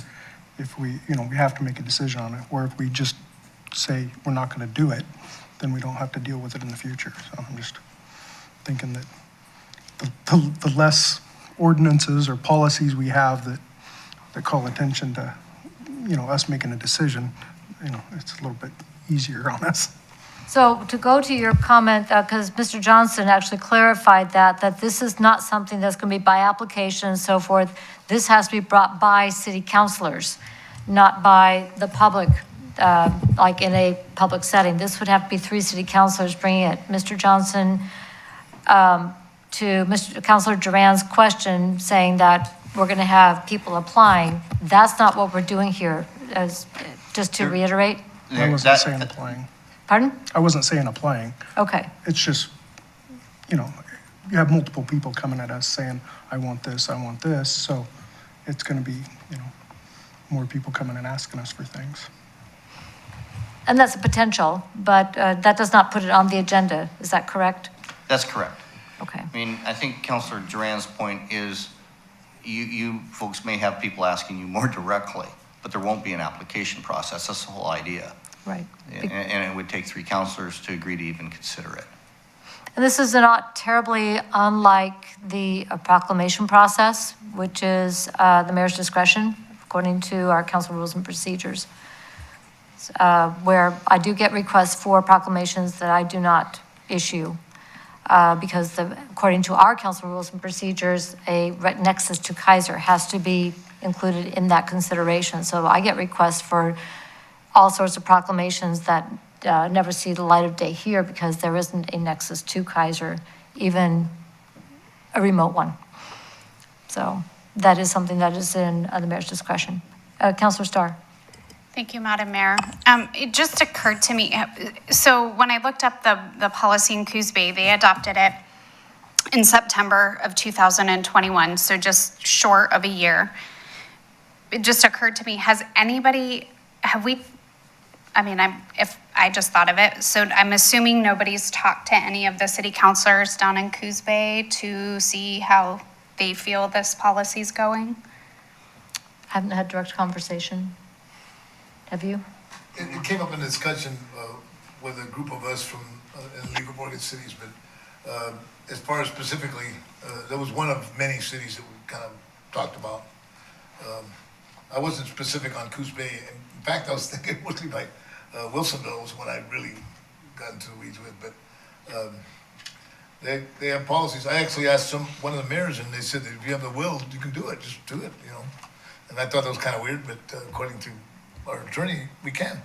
We could have done it a long time ago. But if we establish this procedure, that's fine. Okay. Does that answer your question? Okay, Yes. thank you. Yes. All right. Anything else? Okay, let's go ahead and put a motion on the table then, and then we can debate. Council President Smith? Thank you, Madam Mayor. I move that the Keizer City Council adopt Resolution R 2022, adopting policy for the display of flags at the city facilities. Second? It's been moved and seconded that the Keizer City Council adopt Resolution R 2022, adopting policy for the display of flags at city facilities. Okay, open it up for debate. Has everybody talked out? Okay, Council President Smith? Thank you, Madam Mayor. I think that, and I understand what Councilor Duran was saying, but I think we've actually gotten ourselves in more trouble by not having policies. Social media is one of them. I think that it can open us up to a lot of things, whether we like it or not. Things come up, things occur, whether or not we want to be able to say certain things on social media, or how do we regulate that, or how do we do this or that. Having a policy and as a resolution that can be changed if it doesn't work out, to me is a starting point. It's a starting point that we have to at least take one step forward and have something we can go to. I think this is a good start. The three counselors to get it on the agenda, and then the vote of whether or not you move it forward. So there's does it put more focus on a city councilor? Yep, but that's what we all signed up for. So unfortunately, that's just part of the job. So that's why, we're gonna have to, you gotta stand up sometimes and just at least you have something to look at, and gives our city attorney and our city staff something to reference. Because having nothing to reference is really hard to do your job. So that's my point from an administrative position, again, and policy position, we've got to have some of these things in place. Thank you. Thank you. Further debate? Councilor Kohler? Thank you, Madam Mayor. I just think this is Pandora's box that we shouldn't be opening. Thank you very much. Any further debate? All in favor signify by saying aye. Aye. Any opposed signify by saying no. No. No. Motion passes 5-2. The noes are Councilors Duran and Kohler. All right, thank you very much. Let's go to item D, which is the Municipal Court Judge Evaluation Report.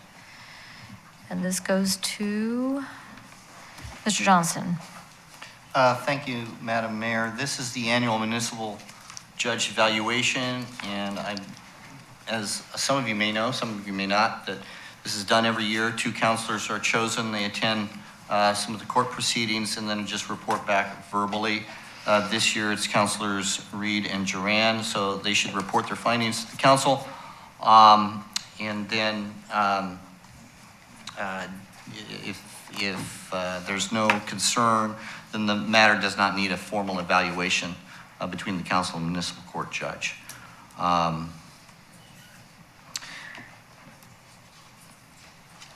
Yeah, I'm just double checking one more thing here. So yes, that's correct. If there's no concerns, then we don't do a formal evaluation. So that's the way the process has worked the last several years. It seems to work well.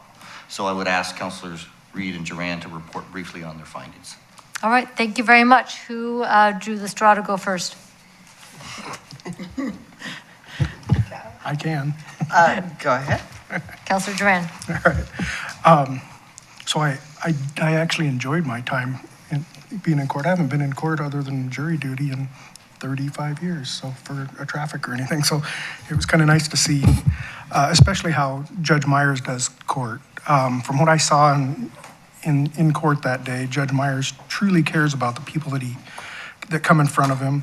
He shows compassion in his interaction and took the time to make sure he heard exactly what people were saying to him, as well as making sure they understood his questions and directions.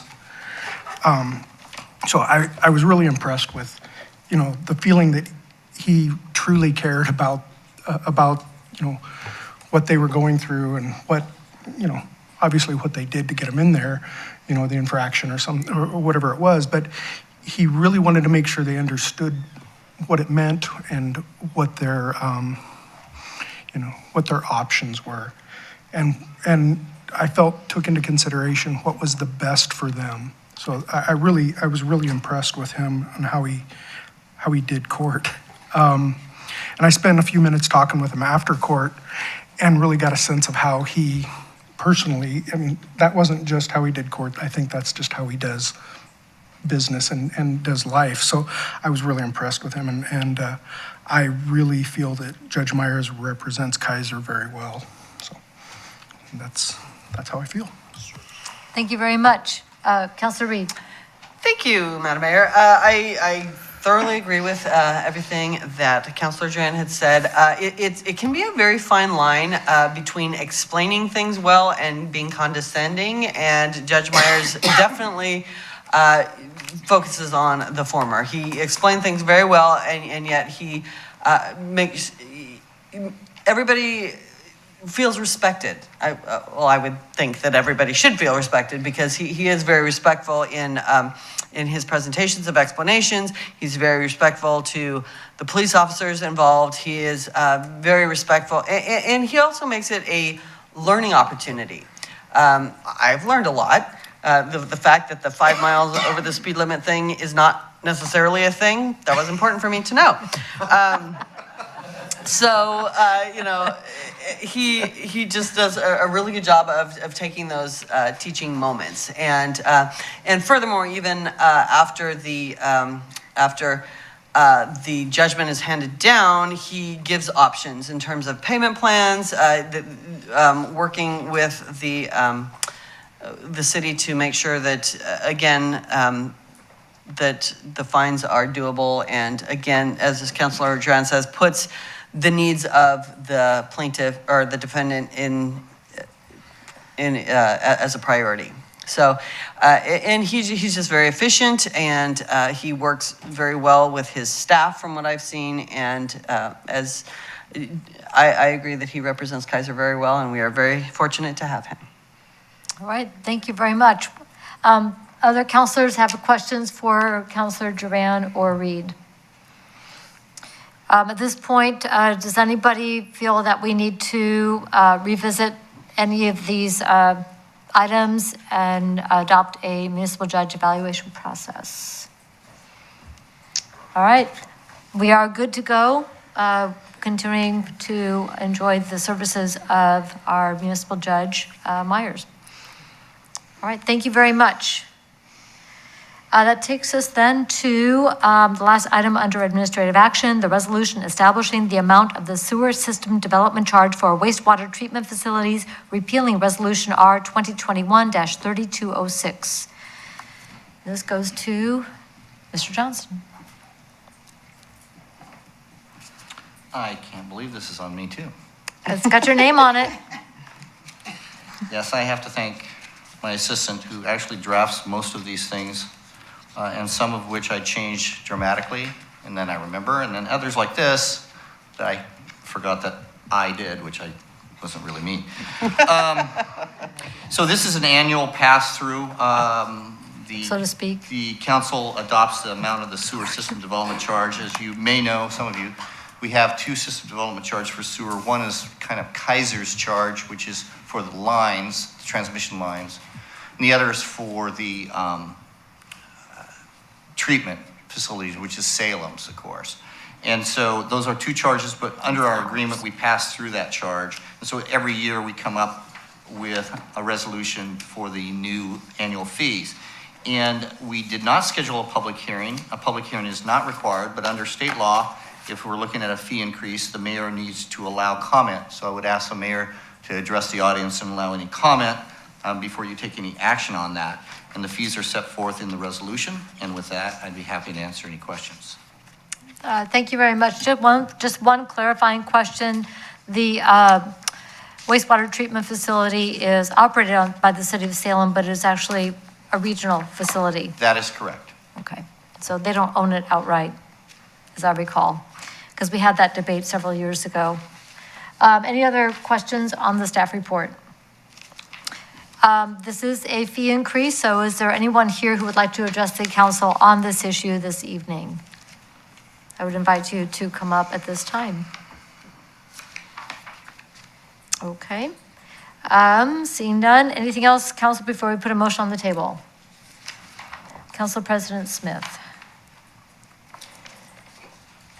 Thank you, Madam Mayor. I move the Keizer City Council adopt Resolution R 2022 establishing the amount of the sewer system development charge for wastewater treatment facilities, repealing Resolution R 2021-3206. Second. It's been moved and seconded that the Keizer City Council adopt Resolution R 2022 establishing the amount of the sewer system development charge for wastewater treatment facilities, repealing Resolution R 2021-3206.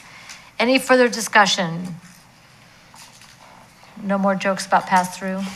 Okay. Just checking. All in favor, please signify by saying aye. Aye. Aye. Any opposed, signify by saying no. Motion passes unanimously. That concludes our significant administrative action list this evening. Well done. Let's go to our huge consent calendar. Council President Smith. Thank you, Madam Mayor. The consent calendar has one item. Item A, approval of the July 18th, 2022 regular session minutes that I immediately will pull. Okay. And Council President Smith, for the approval of the minutes, and you are pulling them because? I was not here. And you wish to abstain? I do. All right. So would you put the motion on the table and we will proceed? I move the Keizer City Council approve the consent calendar, item A. Second. Consent calendar has been moved and seconded. All in favor signify by saying aye. Aye. Opposed signify by saying no. Abstentions? Aye. Motion passes with 6 aye and 1 abstention. That's Council President Smith. That takes us to other business. This time is provided to allow the mayor, city council members, or staff an opportunity to bring new or old matters before the council that are not on tonight's agenda.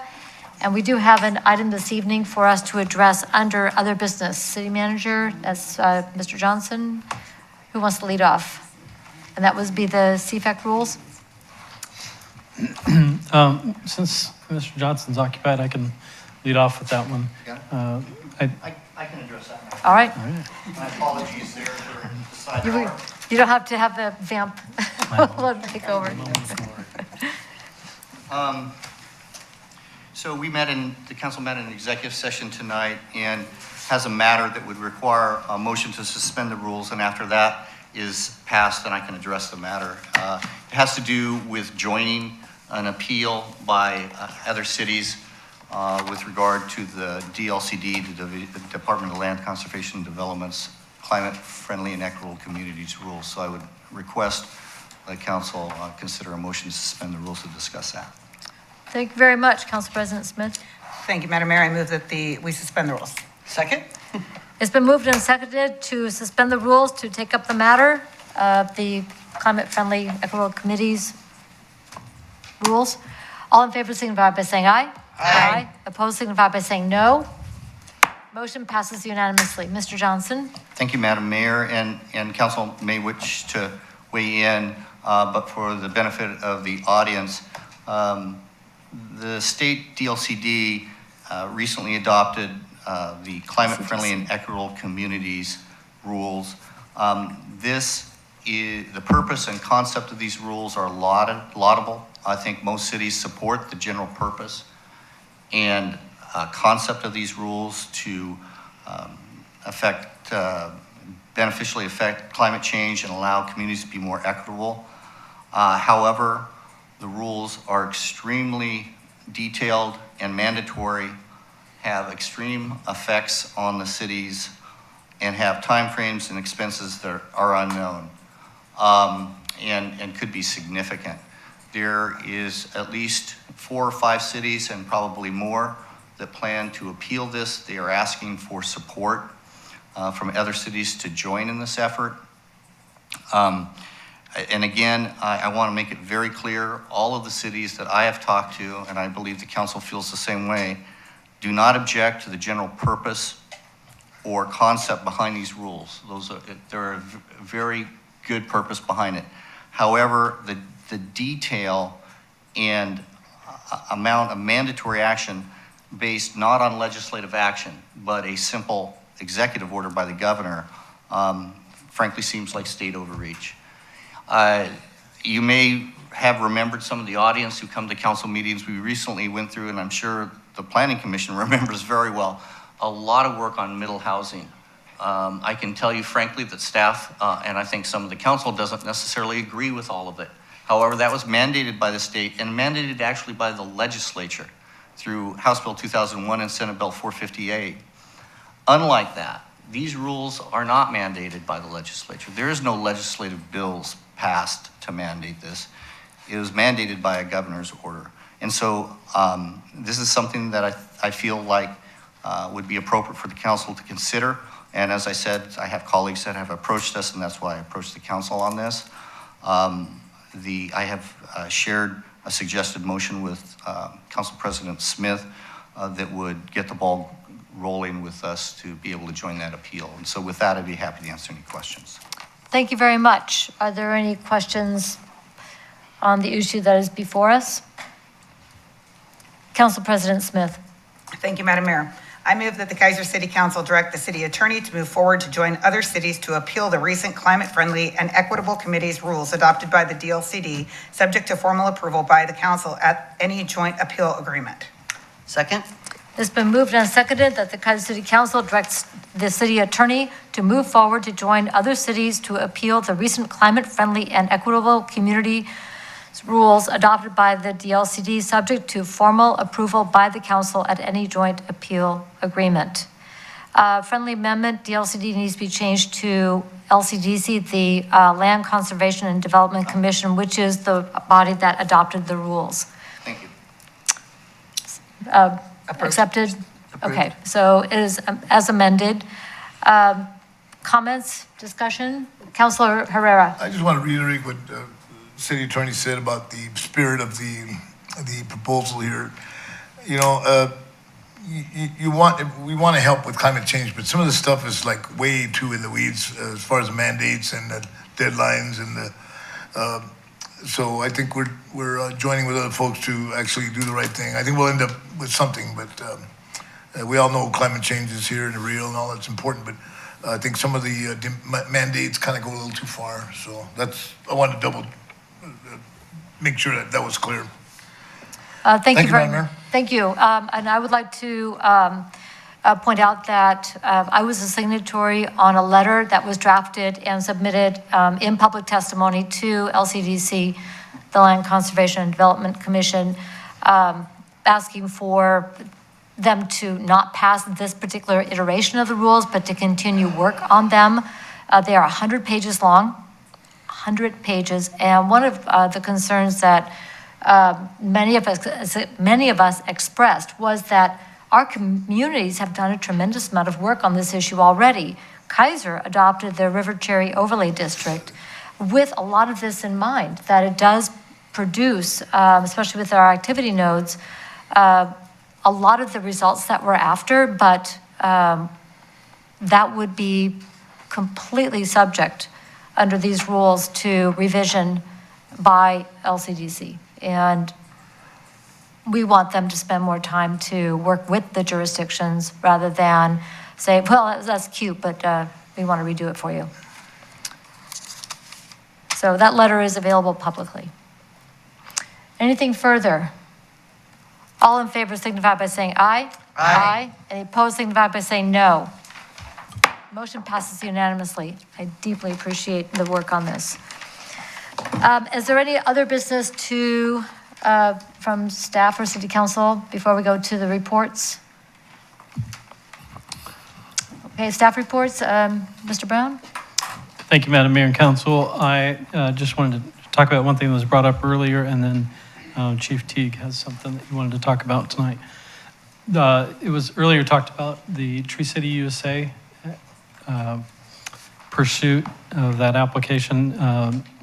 Committee member Mike de Blasi approached me about it, and we've been trying to set up a site visit with the state agency that is over that. And I've worked with them over the last 5 years, actually.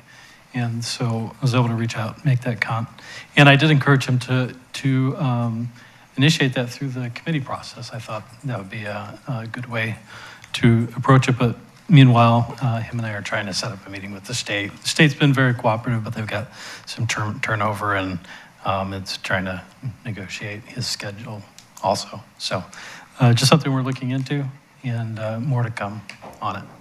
So. All right, fantastic. Mr. Wood, did you have anything? Ms. Lockhart? Actually, I do.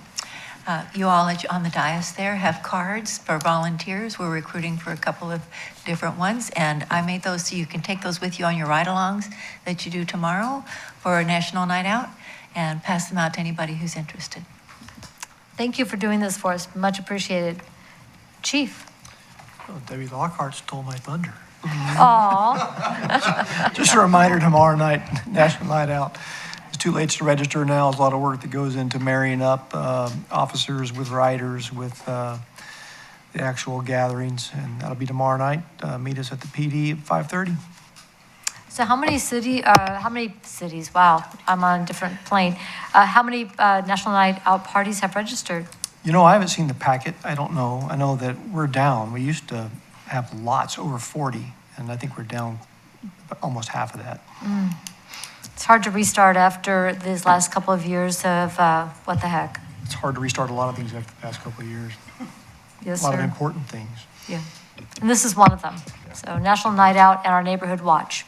Definitely want to be promoting that. Thank you very much. Mr. Witham, anything further? Nothing tonight, Madam Mayor. Mr. Johnson? Nothing tonight. Thank you, Madam Mayor. All right, thank you very much. Let's go to our council member reports. Councilor Duran, can I start with you tonight? I really have nothing other than Keizer Fest next week. And those of us that have been working on it for the last month or so are ramping up to really start getting things done. So you'll see more happening. We moved the stage to the park last week, just trying to get things done ahead of time. We've done a lot of watering out there, so we're gonna have a little bit greener grass and won't be quite as much of a dust bowl. So that's good. Tents going up on Thursday. You'll see things closing and, you know, the fences going up and things going up so we can be started next week. But you'll see more happening. Very good. And the website for all of the information for Keizer Fest is? KeizerFest.org. .org. And Keizer Chamber. Fantastic. Okay, and everybody remember, there's going to be a parade, not this Saturday, but next Saturday. So River Road will be shut down, so be ready for it. All right, thank you very much. Councilor Starr. Thank you, Madam Mayor. Looking forward to the ride-along tomorrow night for National Night Out.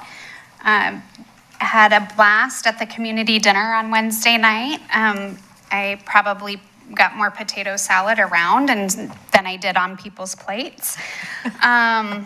So I'm sorry, whoever had to clean up after me. But they didn't have me cook, so that was probably a good thing. Attended the Northwest Neighborhood Association meeting and the chamber luncheon where our very own Councilor Kohler was recognized for his contributions by the chamber. So I want to recognize Councilor Kohler for receiving that recognition.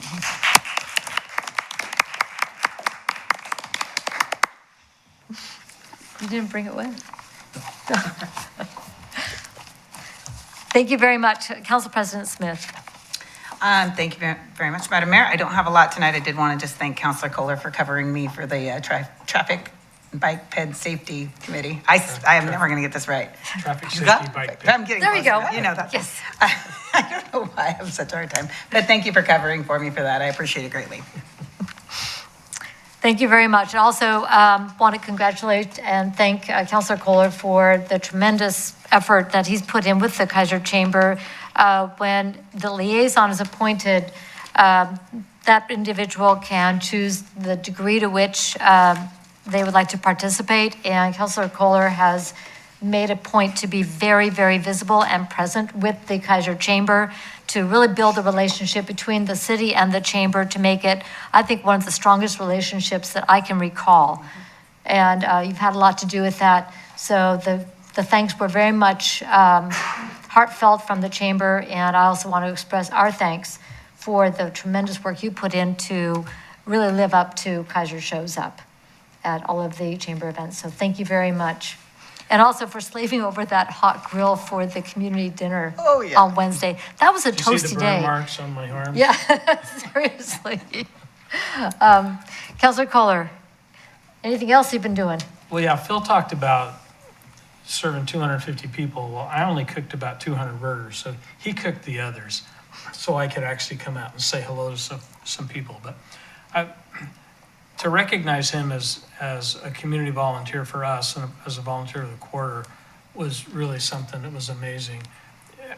He didn't talk about a lot of the things that he's done, and it was when Paradise burnt, he took his food truck and drove down there and stayed for about 3 weeks. Wow. He organized a kitchen up the canyon and stayed there for a couple of weeks. So this guy is just, there's so many things that he does, it's so amazing. Oktoberfest, he's there every year. So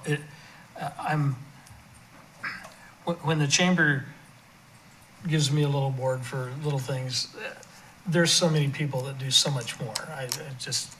Anyway, Corey did mention that I mentioned to her that is up to the mayor to appoint who she wants to work with the chamber, and that she doesn't have to reappoint me, that she may appoint somebody else.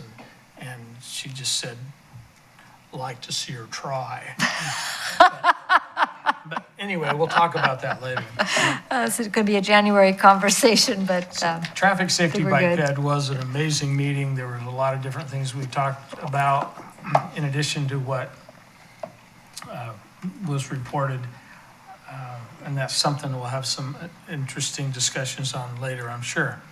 Of course, Tuesday's the National Night. I'm looking forward to that again. It's always a great time. We have a parade coming up in a week and a half. And Wednesday, Chick-fil-A opens up. They have their grand opening on Wednesday. yes, So indeed. exciting to see that, and look forward to that. And Keizer Community Dinners next month. These Boy Scouts are taking care of it. They'll Oh, serve it. and they will be prepared. Yeah, Phil will cook and they'll serve it. So it'll be safe to come in. There you go. I don't know, but they're always good at making s'mores. Yeah, well, they won't have s'mores. Okay. Excellent. Thank you so much. Councilor Reed. Thank you, Madam Mayor. I have been tasked with giving the Keizer Public Art Committee, announcement? No, report, I guess. So I'm going to do that. So last week we met the Keizer Public Art Association. We're going to be doing some redecorating, moving some pictures around the Civic Center. So that should be interesting and fun. We are going to be putting all of the old Keizer Irish Festival and Keizer Fest posters in some of the displays. So we have those kind of in different places around City Hall. And so we're going to focus those and celebrate those because there's a lot of good history there. So in the East and North galleries is where we decided those will go. We will be following up on making sure, or filling up the student art and emerging artist displays. So a lot of focus on that. We've got some good prospects there, and so that will be really exciting. The splash pad, Mayor Clark mentioned that. If you haven't seen the splash pad yet, it's beautiful. So it's really an excellent example of what public art can do for us. It just makes it so much more pleasant to be at. Not that it wasn't before, but it's a wonderful place for families to be. The Eagle sculpture, we did some talking about that in terms of that extra $5,000. When we approved that as a council, we kind of approved it at the 15,000 number, partly thinking, well, okay, if somebody else owned $5,000 of it, but it's a donation, and all they're asking for the donation is something on the plaque, just acknowledging the donation. So that is still in process, but just so you know, that expenditure is going to be less than we thought. Doesn't happen often, but that is an exciting thing. Also, update on the dancing cows. So that project is moving forward in an exciting way. It's due to start in June of 2023. So yeah, and we even talked about some prospective names, and I won't spill the beans on that, but it's going to be good. So yeah, those were the highlights of the art committee meeting. Debbie, how did I do? Okay, can you please supplement that? Well, the display of the Iris Festival, Keizer Fest artwork, the KPAC set aside August, September of every year for that display, and they will put them all out just during that time. Okay, yes, thank you. Thank you for clarifying that. All right, and Debbie does a fantastic job with that, and I really love her enthusiasm as well as her efficiency, so it's fantastic. So that's really about all for me. I also was part of the community dinner. I always love to do that, and looking forward to, Keizer Fest. I talked to Mr. Shackelford today. He was a little bit worried that people aren't going to get the message that it is in Keizer Rapids Park. So I'm just going to take the opportunity to say that again. It is at Keizer Rapids Park. There are signs up and down river to that effect, but we just want to make sure that everybody goes to Keizer Rapids Park for Keizer Fest. So that's all. Thank you. All right, thank you very much. Councilor Herrera. Thank you, Madam Mayor. So it's at Keizer Rapids? Yes, okay, at Keizer Rapids Park. I got it. No, I apologize for not showing up Wednesday. I was in the injured reserve list. I had another episode, and I should be using my cane, but I forgot it. Don't tell my wife, okay? Just between us now. Okay. Tomorrow we have a Color Caucus Executive Committee meeting and with the League of Oregon Cities, and that should be pretty good. We also, one of the things that we're putting together with the Kennedy Family Council, Kennedy Community Family Council, our first event will be August 20th, and basically it's for the kids and the people in the Keizer community, Kennedy community, and what we call it is haircuts and hot dogs. We're going to be giving away some hot dogs to the community and free haircuts for the kids. We have some volunteers who are going to be doing haircuts, and that will be our first, and it will be at the Church on the Hill, is that correct? It'll be at Church on the Hill from 4 to 6, so if anybody lives in that community who has a kid wants to get a hot dog and a haircut, come to our place. We'll be there serving and helping. And I want to thank you guys for being here consistently. This is new for us, and we're trying to do the best we can. So we hopefully get some folks show up on the 20th. So that's pretty important. By the way, one of the things that I wanted to mention for sure was to tell you folks about Aaron Zavala. He just got promoted to AA. And the Frisco Rough Riders, and I don't know if you know where they're at. You know what Frisco is? Up past Arlington. But anyway, he's in Texas, and he's doing really well. He got right in the starting lineup, cleanup hitter. And I don't know if you know this, but on July 4th, he hit 2 home runs right there. And if you want to watch him, if you have not MLB TV, but MILB, which is minor leagues, you could watch his games, the Frisco Rough Riders. And boy, he sure makes Keizer proud. He's doing a great job. So I bet Dad's real proud of him too. So pretty much that's all I had. Like again, I apologize I didn't make it to that Wednesday. I was planning on it and everything, but I could not walk, put it that way, one of those episodes. But thank you very much, and I heard a lot of good comments about it, and congratulations on your award, and congratulations on your promotion to Cheney, Counselor Starr, excuse me, I'm sorry. So that's all I got, thank you. All right, thank you. We're glad you're doing better today. So, yeah, be good. Just a couple things to add. Trashy Tuesday was on the 19th. Our environmental division puts these on once a month. We were out at Country Glen and found out that Councilor Herrera has already done a fabulous job keeping parts of that park just very immaculate. So we had to go a little farther afield to do some trash cleanup and some tansy abatement as we were out there. So I definitely want to get that tansy under control. It's an invasive, spreads like crazy, and it's just bad news all the way around. On the 26th, the Salem-Keizer Area Transportation Study, which is our local metropolitan planning organization. This does federal allocations for transportation dollars. We had our monthly meeting and discussing the scoring criteria and changes to projects that, project delivery, which is being significantly negatively impacted by inflation. So we thought, oh good, we've got this ARPA money, the American ARPA, whatever the devil it stands for. That one. And it was a lot of money, and we're not gonna be able to do more projects because inflation ate it up. So we're still pretty much in the same boat, actually a little bit farther behind because inflation was more than the ARPA was going to provide. But we've kept the projects that we need to do in the list so that hopefully some of the costs, we hope, will start to settle down. We might be able to get some of them back into the 27 construction year. We just don't know at this point. And we have to really be careful with allocation of funds so we finish the projects that we start as a region. Continued work with the Mid-Willamette Valley Council of Governments Legislative Committee, and there's going to be a legislative event on August 9th, which is hosted by the Confederated Tribes of the Grand Ronde at Spirit Mountain. And Councilors Duran and Reed will be accompanying me out there. We're going to be talking with legislative candidates for Senate and House, so we can bring them up to speed on what's important for the cities, counties, and special districts in our region. We want to get to them early, so they understand how things work in our region and they can represent us then in the incoming legislature.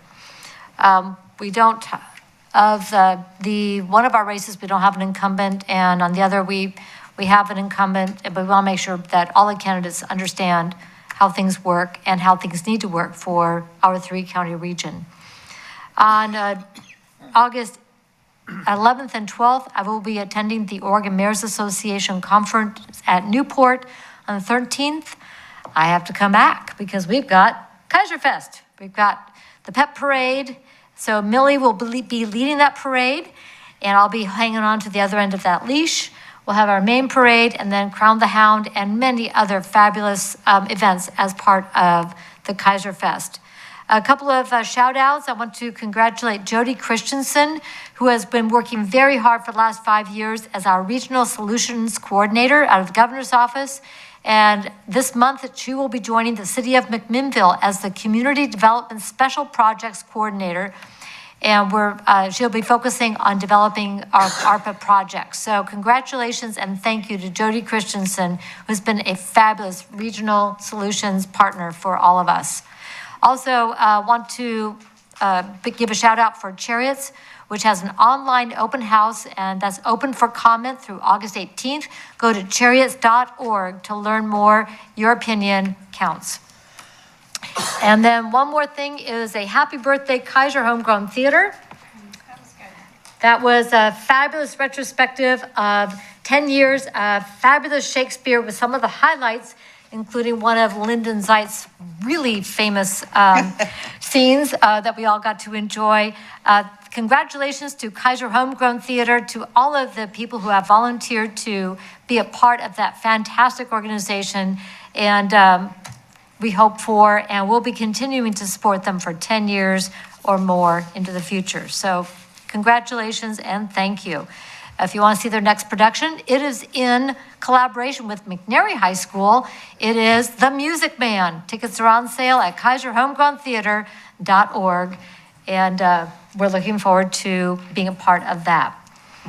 That's all. Literally. Literally. Councilor Reed and I are in the show. So, but we're kind of in the background, we're not the lead, so. No, that's a good thing. It's a lot of fun. That's all I've got on committee, council member reports, agenda input. We will meet next week, August 8th at 6 p.m. in work session. And that was on, with a police chief talking about vandalism and, no, fireworks, another auditory vandalism, as far as my ears are concerned. Then we will meet at 7 p.m. on August 15th in regular session. And then we will be